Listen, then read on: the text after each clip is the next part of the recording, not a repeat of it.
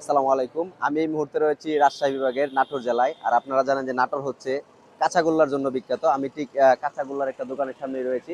নবরূপা দধি মিষ্টান্ন ভান্ডার। ঠিক এটার সামনে এখন হচ্ছে এটার ভিতরে যাব এবং কাঁচাগোল্লার যে দাম এবং কাঁচাগোল্লার টেস্ট সেটা হচ্ছে আপনাদের কাছে শেয়ার করব।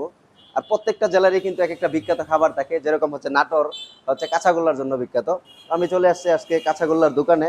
এই হচ্ছে কাঁচাগোল্লা, এই যে বিভিন্ন ধরনের আইটেম কাঁচাগোল্লার। ভাই কাঁচাগোল্লার প্রাইস কত করে একটু যদি বলতেন। 600 টাকা কেজি না?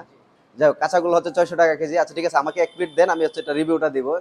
আর আপনারা জানেন যে প্রত্যেক জেলার এক একটা বিখ্যাত খাবার থাকে।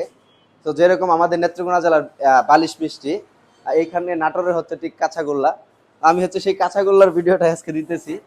আর যদিও কাঁচাগোল্লা এখানে আমি আর কোনোদিন আসি নাই, খাই নাই, আজকে হচ্ছে এই কাঁচাগোল্লার ভিডিওটা দিব, দেখবো কাঁচাগোল্লা। এই দেখেন কাঁচাগোল্লা কিন্তু আমি ভাবতাম কি কাঁচাগোল্লা মনে হয় যে এরকম গোল গোল হয়, বাট গোল গোল না। গোল্লাগুলো কিন্তু আপনার এই এরকম দানা দানা হয়, মানে এই যে ছানা যেগুলো আছে না দইয়ের, এই ছানার মতো হয় আর কি। আচ্ছা, আমি টেস্টটা দেখতেছি আমাদের নেত্রকোনার বালিশ মিষ্টির মতো হয় কিনা দেখি আগে। অসাধারণ টেস্ট, অসাধারণ।